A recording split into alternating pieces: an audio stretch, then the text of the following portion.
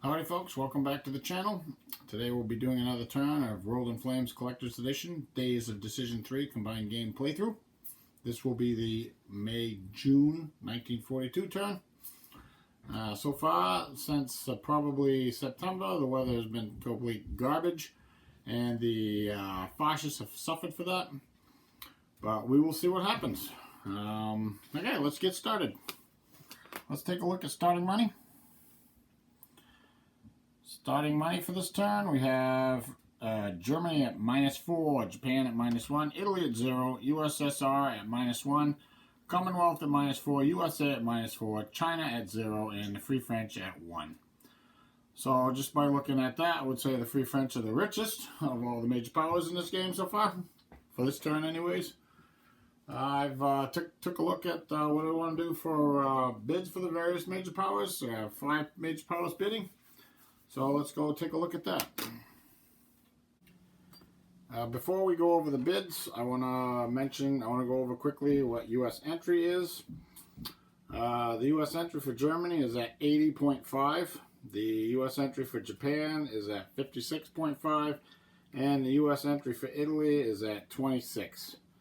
So with Germany being at 80.5, you obviously know what that means. So, all right, let's take a look at the bids for the major powers.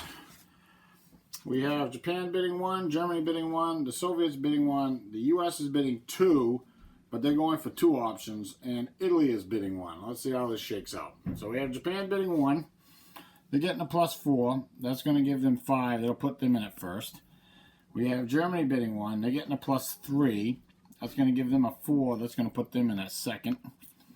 We have the Soviets bidding 1.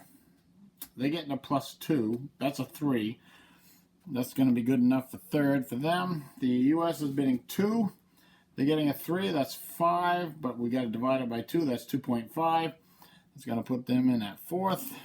And we have Italy bidding 1. They're getting a +1 for 2. That's going to put them in at fifth. So the last card is Japan.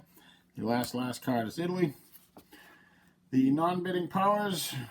We have the Commonwealth at 2. That'll put them at 6. The Free French at 1. That'll put them at 7th. And the Chinese at 0. That'll put them at 8th. All right. Well, I don't have to really go over to the charts or anything at this point for the Japanese because they owe a declaration of war from last turn. That's what they're going to do. I've already paid the money. All the U.S. entry was put in, as well as minor effects. They do not get to activate a minor, so their turn is basically going to be done because we're going to have a +1 to the die roll for ending the political phase for 5 major powers at war. And you can't roll a 1 when you have a +1. So it's going to bring it down to Germany. All right, let's go take a look and see what Germany wants to do. Germany is going to propose a level 3 treaty with the Italians. The cost for this treaty will be 4. The U.S. entry will be a +2. However, we're not going to do anything until we get to the Italians' turn and they accept the treaty. So none of this takes place until the Italians actually accept the treaty. So the only thing, and the Germans don't get to activate a minor, the only thing the Germans will do is roll a die to see if they end the political phase. Well, I rolled a 9. So that definitely does not end the political phase. We will move down to the Soviets and we'll go and see what they want to do. The Soviets are up and they're going to build a factory. There's no U.S. entry, there's no activating minor, and there's no minor effects. So the only thing the Soviets have to do is roll a die to see if they end the political phase. So let's roll a die. We rolled a 6, so the political phase will continue. And I think next up is America. So I'll record the factory and all that stuff, put that in a production chart. It's going to take 4 turns. And I'll be back with the Americans and a second. The U.S., their first option, they're going to declare war on Germany.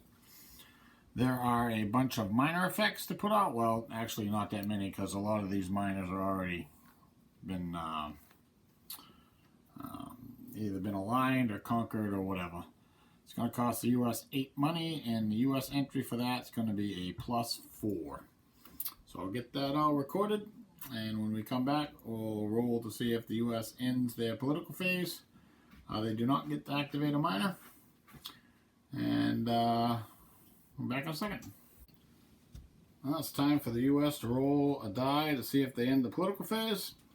Now, there's an additional modifier to the die roll. There's now a +2 to the die roll because all the major powers are at war. There aren't any neutral major powers, even though some major powers are still neutral towards others. All of them are at war. So now there's a +2 to the die roll. The U.S. declared war on Germany, in case I didn't say that. So we have a +2, and there have been 3 previous political options played. So we're going to need a 1. Gonna need a 1. A 10 definitely doesn't do it.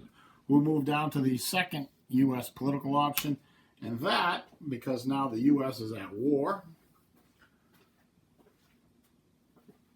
and it is 1942, they're going to gear up. It's going to cost them 12 money, which is going to put them at -30 for this turn. After all, after them helping the Soviets pay for their political option and their declaration of war and their bid and everything, they're going to be at -30. But that don't matter. It's just right. So there's a bunch of minor effects here. The U.S. entry is going to be a +6. So when I come back, we will have the U.S. activate a minor. Alright, time for the U.S. to activate a minor, and I think we're going to pick Ireland. So grab the markers, we'll come over here to the status display. See, Ireland's kind of like right there in the middle.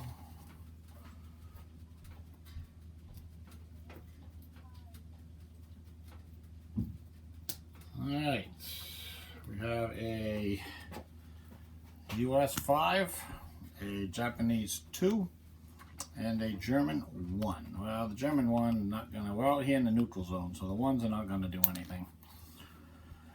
I think we'll do the Japanese 2 first. That's gonna drag it this way towards Japan, which is down that way. And then we'll activate the 5 US. That's gonna drag it towards US, 2, 4. Not enough for the 5th point, so that'll be the end of that. And last up, I think the U.S. is going to roll to see if they end the political phase. And let's see, we've had 4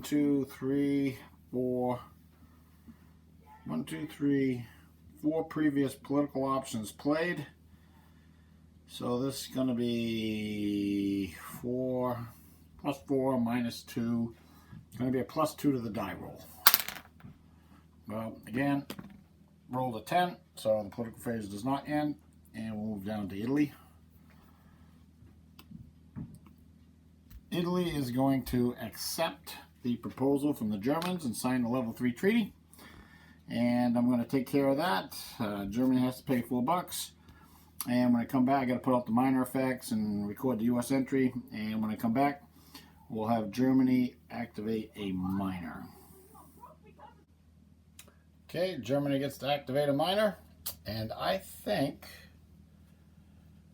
we're going to activate Argentina. We'll grab those 2 markers. There's no German markers here, but it's actually more or less just to help out the Japanese.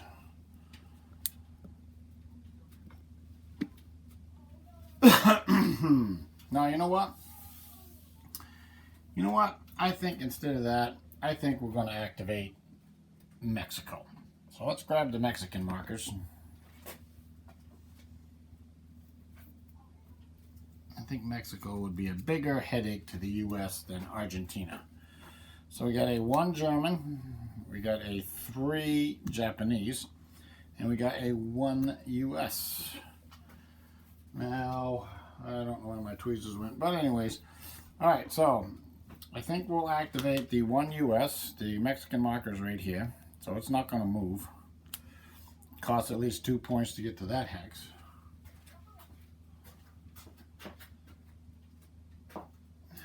Okay, found my tweezers. Alright, now we got 1 German, I don't really think that's going to do anything. So yeah, we'll activate that. Get rid of that. Now we got 3 Japanese. Japan's over here. Here's Mexico.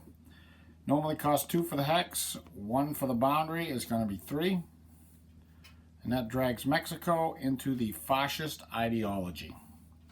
So we have Mexico and Argentina just waiting to get treaties and be aligned by the fascists, which would be a real pain for the Americans. Okay, so that's it for the political phase. Let's go take a look at reinforcements, and then we'll roll for initiative, and we'll roll for the weather, which could be pretty important for this turn. The weather's been total crap up till now. Alright, let's take a look. So these are all the ships going into the construction pool. We have a whole bunch of German units here, including a Yugoslav militia. There's 2 subs, another cruiser, a convoy raider, and 2 carriers. No doubt, 2 carriers. The Italians are getting a really good naval bomber, another CAG, a fighter, and a headquarters. The Japanese are getting the Shinano of all the carriers. That was good timing on their point to have that in the construction pool. And they got a couple CAGs, motorized corps army, and a couple convoy points. The Soviets are getting a whole pile of cav and infantry and some garrison divisions, and as well as another headquarters. And the Americans, a bunch of CAGs, getting the Hornet back that was repaired, and 4 more convoy points. And the Chinese are getting 3 units, including a communist artillery unit. Oh, and Free France is getting an infantry corps. So I'm going to get those on the board. Before I do that, I'll go roll initiative. See how this turns out. So the initiative modifiers are still +2 for the fascists, and -1 for the Democrats and communists. So red is the communists, blue is the Democrats, and white is the fascists. Okay. We have the communists definitely won. And I think they would prefer to go first. Even if the weather is crappy, the reinforcements coming on, it'll allow them to get some units into place. If the weather is real good, it'll allow them to get some units into place. So either way, it's a win-win for them. And I think the Democrats want to get their stuff out before the Germans sortie their fleet or any of that bad stuff. And that's going to leave the fascists going last.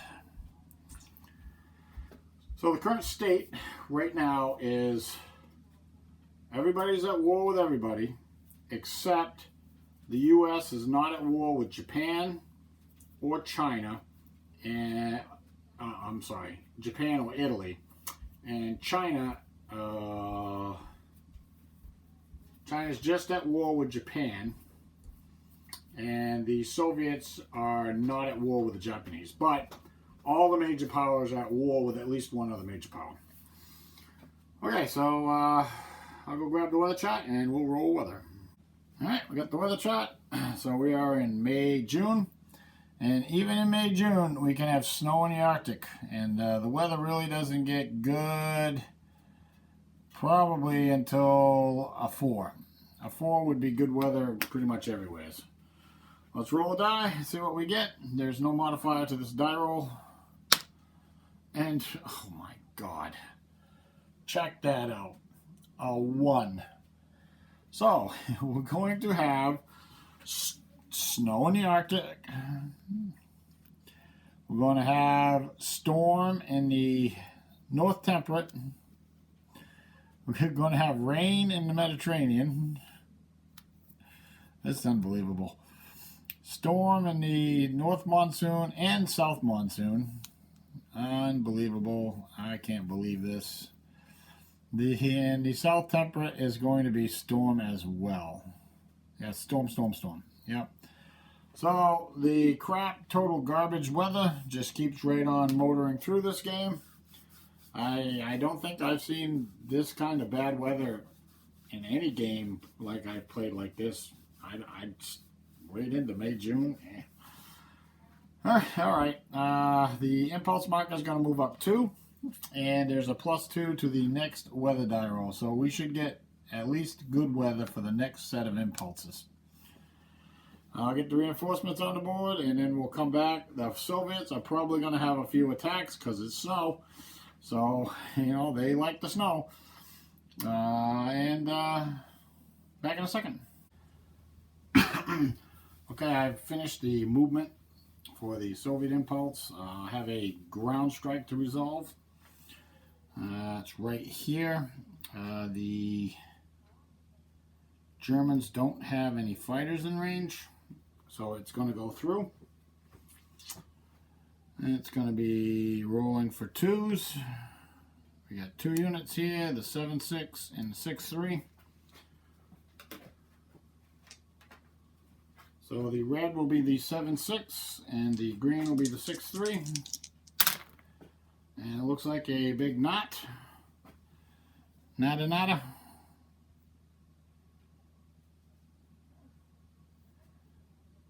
So no ground strikes effective there. He will fly home. Let's see. I think I'm going to fly him to Moscow. He does have the range, right? Oh yeah, range of 11. Alright, so for this attack right here, we have a 3-to-1. I think it's going to be on the Blitzkrieg table. We're going to use HQ benefits. The Germans will counter.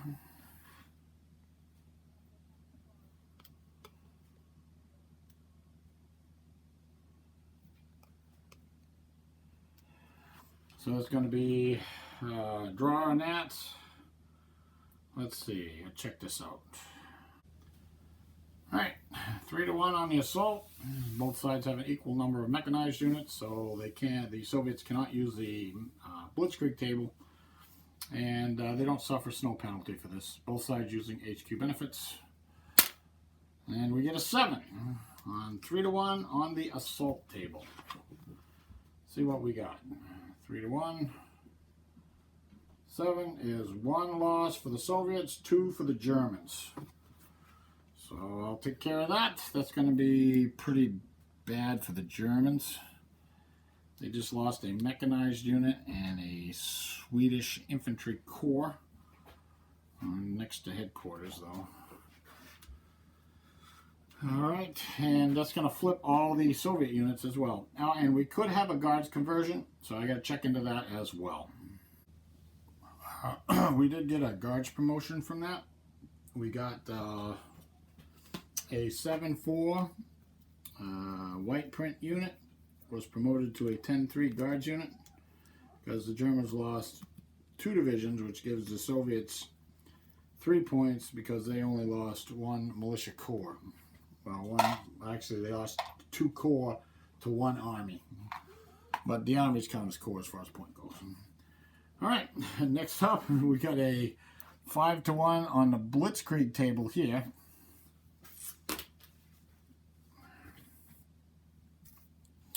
There's no air support on either side, and there's no HQ benefits. I don't think the Soviets want to do that. And they're just going to go 5-to-1 plus 1. 5-to-1 plus 1 on the Blitzkrieg table. No, that's a 3. That's going to be cross 1R, so the German unit will be destroyed. And we will possibly get another guards promotion here. But half the Soviet units are going to be flipped over.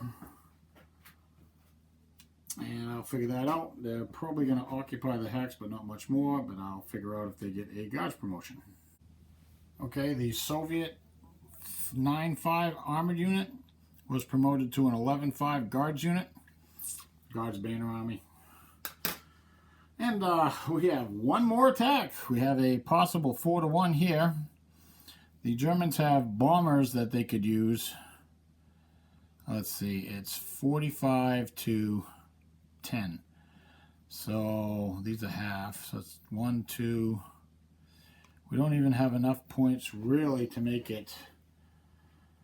Yeah, it's 10, 11, 12, 13. Yeah, it's possible. Okay, let's see. They got a 4-factor fighter in range. Yeah, we're gonna send in the 2 bombers for ground support. The Soviets are gonna intercept. We're gonna counter intercept. All right, we're gonna have an air battle. Set that up. Be back in a second. All right, we're on the +2, -2 chart. The Germans roll first. They get a 17 on the +2, and a 17 is DX. So the the Soviet fighter is destroyed, and the pilot is killed. And then we got the Soviets can roll. They can shoot back. They get a 4. 4 on the -2 is DX, but the pilot lives. So now the Germans got to decide, do they want to lose their pretty good fighter, or should we lose a bomber? It's going to make it 11 to 45. 12 to 45 would push it down to, I don't really want to lose that fighter. I got to think about this for a second.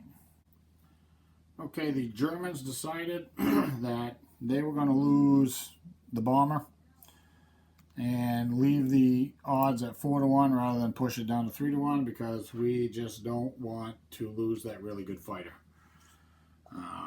We'll take a chance. I think we can deal with any kind of breakthrough in this area. So we'll let them have their 4 to 1, and we'll hope for the best. This is on the Blitzkrieg table. The Soviets are not using HQ benefits. And I don't think the Germans are going to either. So it's going to be 4 to 1 on the Blitzkrieg table, and it's going to be. I don't think there's any armor. Wait a minute, maybe it's 4 to 1. Oh yeah, there's a mechanized unit. Okay, so it's 4 to 1 on the Blitzkrieg table with a +1. Yes. We'll roll it. Too bad, you Soviets. You got a 1, which is a 2. A 2 is 1-1. On the Blitzkrieg table, a 1-1. All right, I'll take care of that. I'll be back in a second.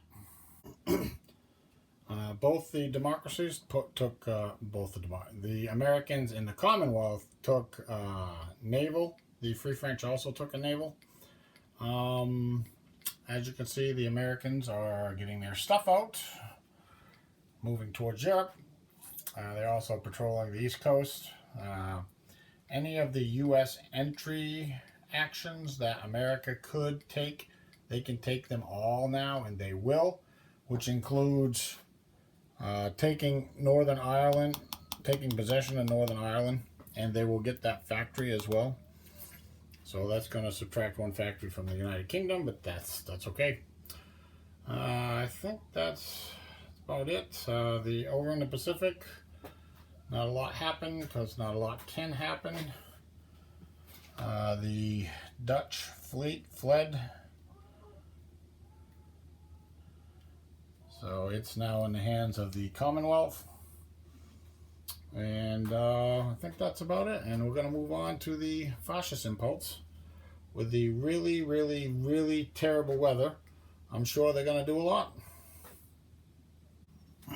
Okay, for the fascist impulse, all we got is the possibility of U-boat action in the North Atlantic. Okay. Let's see. Oh, we're at storm, so it's at least a -1 and no air power. Oops, I made a mistake. Can't fly air units when it's in storm. I'll put those back because it's stormy storm. No air units can fly. All right, so we're gonna do a search roll. See if U-boats find anything. And we rolled a 3-7, so something is probably gonna happen. I gotta figure it out. Okay, we have 8 ASW, The Germans are going to engage the convoy box. And a total of 7 ships, counting the convoy points. And the Germans have 17 subpoints with 7 ships. There are a total of 7 surprise points, 8 ASW against 7 subs. It's going to be 1 sunk and 3 aborted. So we're going to move that down 3 columns, and that's going to give 1 damage to the Germans. 1 damage.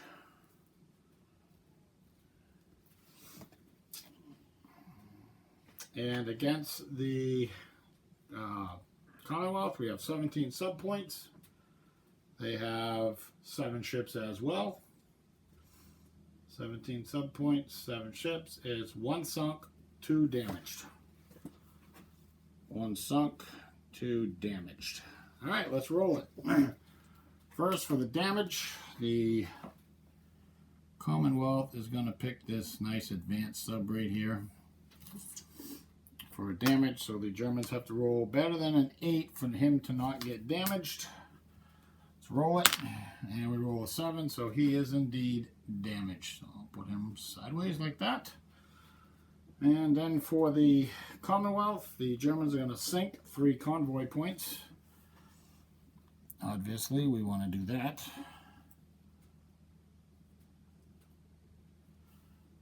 Actually, we'll take out the Portuguese point just to get it out of here.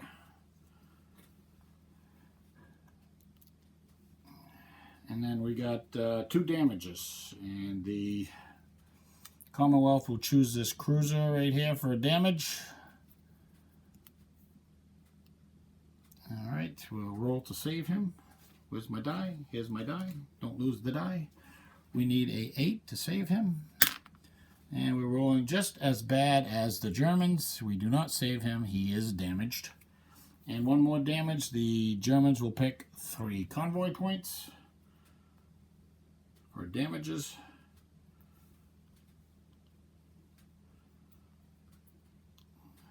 Alright.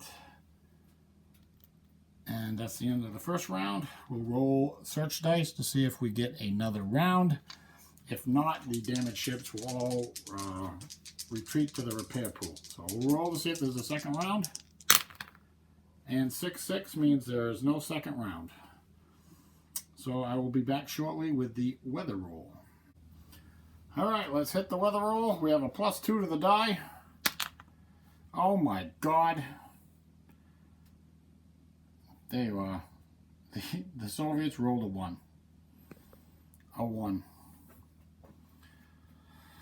So, 1 + 2 is 3. We have rain in the Arctic.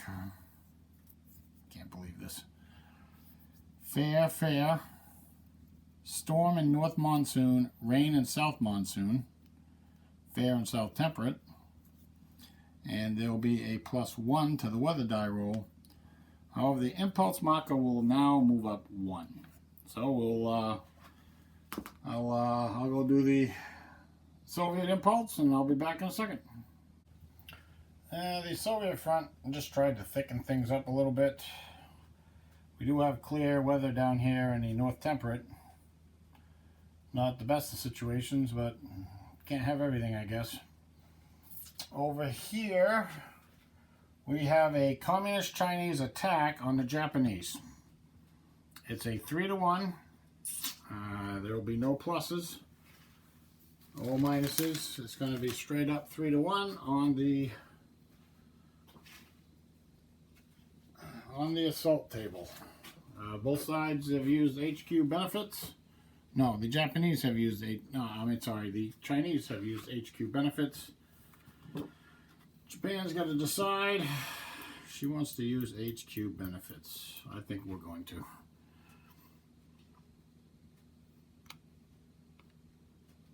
So now it's a 3-to-1 even up.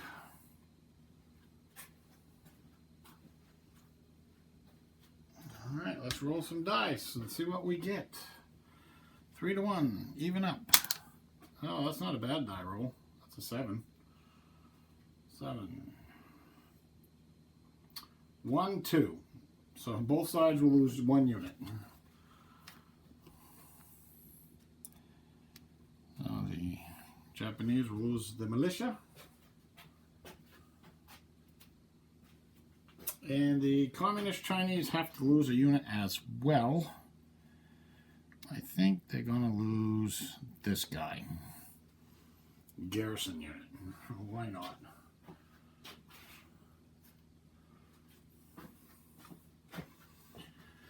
Now, the Chinese can occupy the hex.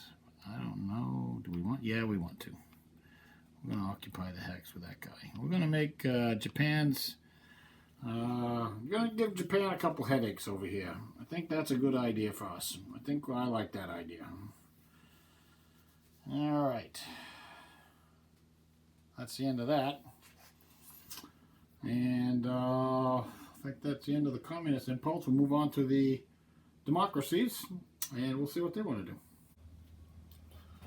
Okay, so the Americans landed everything they had in that fleet into England.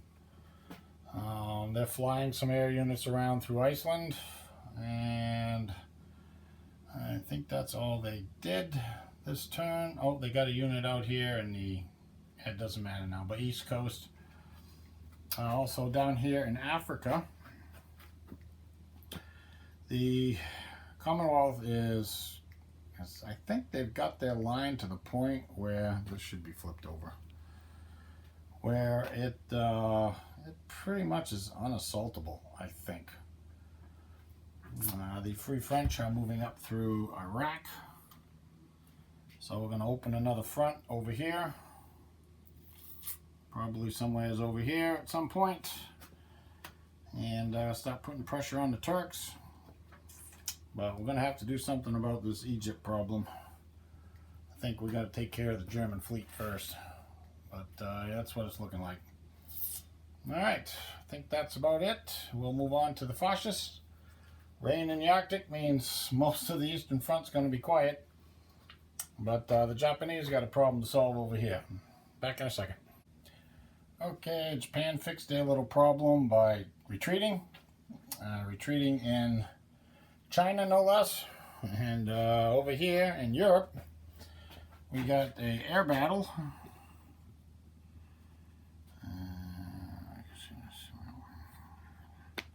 Alright, air battle. With we got a possible ground strike coming up. Okay, so we got the Commonwealth against 2 Italian fighters. Oh, and Japan does have an attack over there. I'll get to that in a second. Alright, so the Commonwealth rolls first. They are on the +1 table. And they roll an 11. That's the most absolute, totally useless roll you can get. Defender clears through any one bomber, so the bomber will get through for its ground strike. And then the Italians can roll on the -1 table. They roll a 13. I don't think that's much better. 13. It's a dash.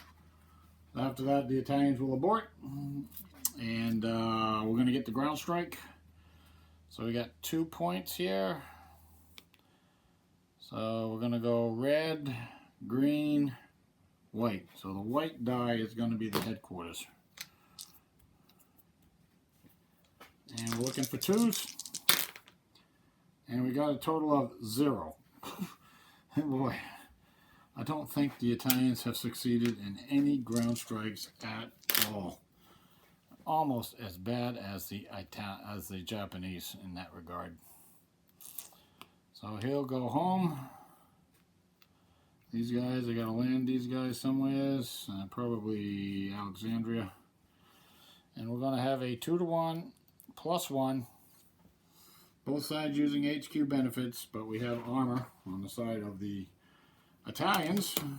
And on the Blitzkrieg table, 2-to-1 +1. See what we get. 3, which is a 4. 1, 1. Wow, that's just great. Alright, I'll take care of that. It's going to flip all the Italian units. And come back and we'll continue in a second. Okay, we also have a 4 to 1 here. That's going to be with a +1 on the Blitzkrieg table. And let's see what we get. That's a 9, which is a 10. Star 2B. Like Rommel comes through.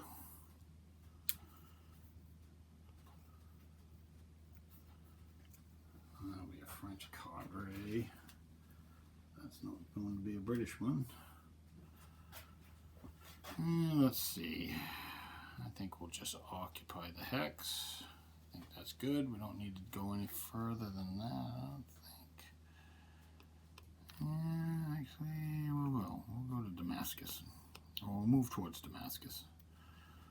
Yeah, that's good. That's good. I like that. Alright, over here on the eastern front, we have a couple of attacks. We have a 7 to 1 on the Blitzkrieg table right here. And I do believe that is just dead.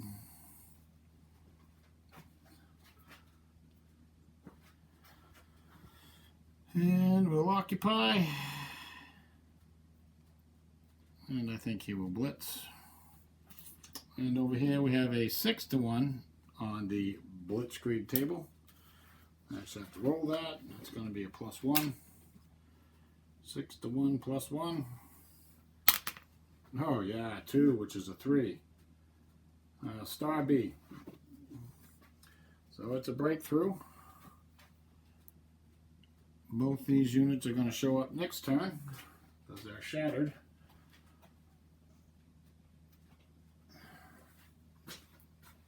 And I think we'll just occupy with those 2 units. Don't really want to go much further than that.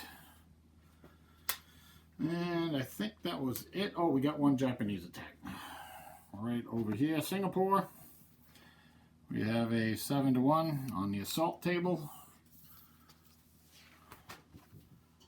That's going to be a -1. And that's a 7. Star 2B, Star 2S, I'm sorry, Star 2S. So that will kill the Auckland militia.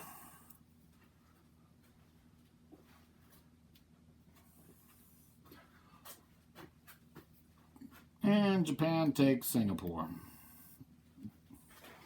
And I think that's it. I think we will move on to rolling for the lovely weather.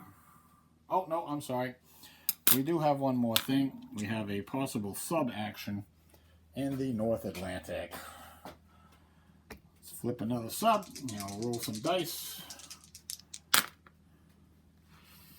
That might be something. You got these 2 ships right here that the Commonwealth will be including. But let's see. So there's I gotta figure this out.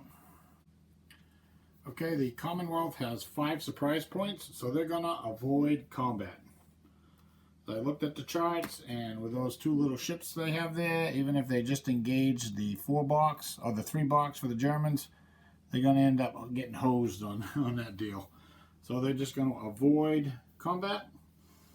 And that's the end of that. And yeah, we're going to move on to the weather roll. Alright, let's do it. There's a +1 to this die. A 4, which is a 5. That's going to be fair weather everywhere. Rain and north monsoon. Impulse marker moves up 1. No modifier to the next turn's weather roll. Alright, we'll come back with the Soviet impulse. Okay, I've decided that I'm going to halt right here, and I'm going to upload this turn as a part 1 because this turn could end up being pretty long. So we're kind of running out of time tonight too. So I'm going to pack this turn up and get it uploaded and do a part 2 probably next weekend. And So I'd like to thank you for watching. Like, subscribe, enjoy all that stuff, and I will see you next time.